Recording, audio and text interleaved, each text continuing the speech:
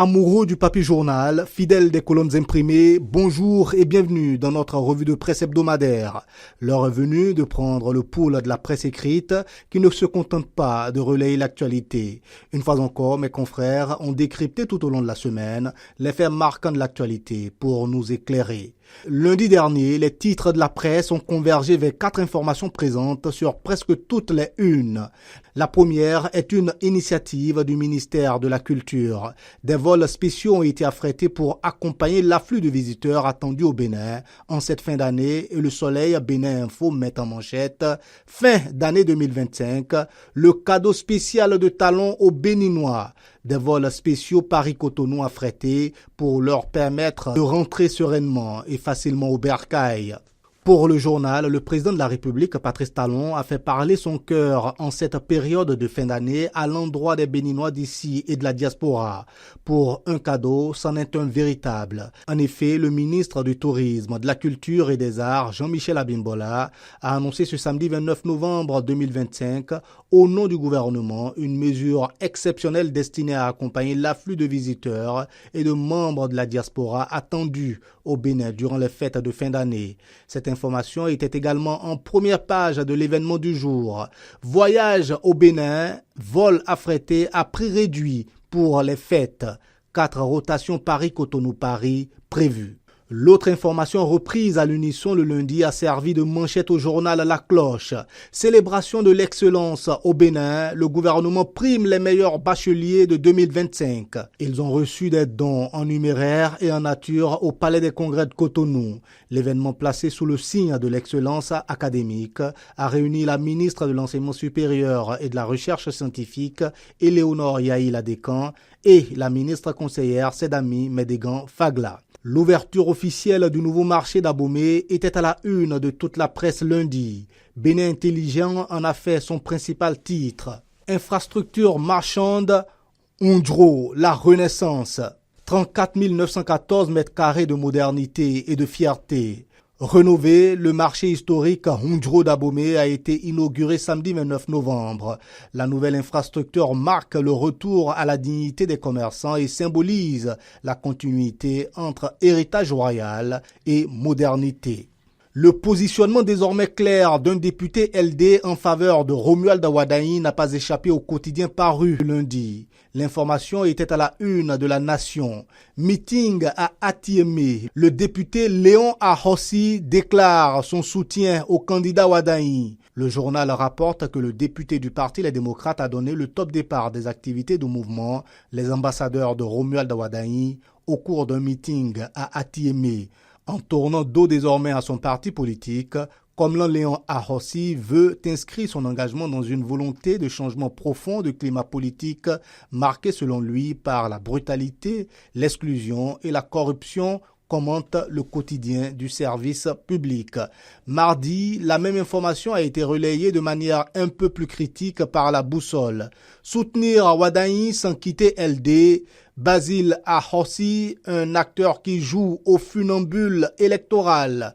Soutien au candidat Wadain, il en était également question à la une de Dabarou le mardi. Élection présidentielle de 2026 au Bénin, Richard Boni Orou apporte son soutien au duo Wadain Talata. L'acteur politique appelle la jeunesse à la paix.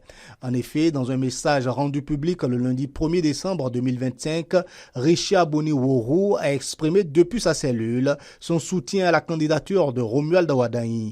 Il affirme dans ce message vouloir s'adresser avant tout à la jeunesse béninoise qu'il exhorte à la paix, au discernement et à la responsabilité en période électorale. Pendant ce temps, le journal La Nation dédiait sa manchette du mardi à une information venue de la Commission électorale nationale autonome. Législative 2026, récépissé définitif délivré aux partis en lice. Ce titre est illustré par les positionnements des 5 partis en lice sur le bulletin unique. Le journal nous informe dans ses colonnes que, dans le cadre de l'organisation des législatives du 11 janvier 2026, Les responsables des partis politiques en lice ont été conviés au siège de la Sénat le lundi dernier à une cérémonie officielle en 2 phases. La remise des récépissés définitifs et le tirage au sort déterminant le positionnement de chaque formation sur le bulletin unique. Le mercredi, les prochaines législatives se sont imposées à la une de la quasi-totalité des journaux. Florilège de titres pour vous. Quotidien Le Meilleur, législative 2026, voici la liste complète des candidats titulaires et suppléants du Parti Les Démocrates. Adjache News, législative 2026 au Bénin, les forces en présence et les atouts de chaque liste. Matin Libre, législative 2026 au Bénin, panorama des forces politiques en présence. Le moins qu'on puisse dire, c'est que les rédactions, le mercredi, se sont donc livrées chacune à des analyses singulières des rapports de forces politiques à l'approche des législatives de 2026. Le jeudi, les décisions du Conseil des ministres ont occupé une place prépondérante à la une du journal La Nation. Police scientifique, un laboratoire d'ADN de pointe pour renforcer la justice. La plateforme de recherche, d'investigation et d'analyse médico-légale, PRIAM, ouvre une nouvelle ère pour la justice au Bénin. Ce laboratoire d'ADN moderne permettra d'accélérer les enquêtes criminelles, d'améliorer la fiabilité des preuves et de renforcer la souveraineté du pays en matière d'investigation scientifique. Toujours à la une de la Nation, on avait cette autre décision arrêtée par le Conseil des ministres. Transport aérien, nouvelle dénomination pour l'aéroport de Cotonou. Au terme du Conseil des ministres de ce mercredi 3 décembre, il a été décidé de l'actualisation de la dénomination de l'aéroport Cardinal Bernardin Ganti de Kadiéon. Ce sera désormais Aéroport Bernardin Ganti de Cotonou. Le titre de la personnalité et le nom du quartier ont été supprimés. Le pays émergent, entre autres informations à sa une, nous a appris le changement de bureau directeur à la tête de l'UPMB. Union des professionnels des médias du Bénin, Hervé Prudence Hessou est le président de l'UPMB. Le journaliste Hervé Prudence Hessou, directeur de publication du journal Notre Époque, est depuis ce mercredi 3 décembre 2025 le nouveau président de l'Union des professionnels des médias du Bénin, UPMB. Il a été plébiscité par les délégués à l'issue de l'Assemblée générale élective. Information reprise le vendredi par Bénin Intelligent. Médias au Bénin, nouveau départ à l'UPMB avec Hervé Prudence Hessou. Mais ce vendredi, l'information qui a retenu l'attention de tous est venue du Palais des Gouverneurs à Porto Novo. À la une de Libération, on a pu lire « Réforme, investissement et transition, le budget 2026 décroche l'unanimité au Parlement ». Dans la même verve, le Progrès a placardé en manchette « Assemblée nationale, le budget 2026 adopté à l'unanimité ».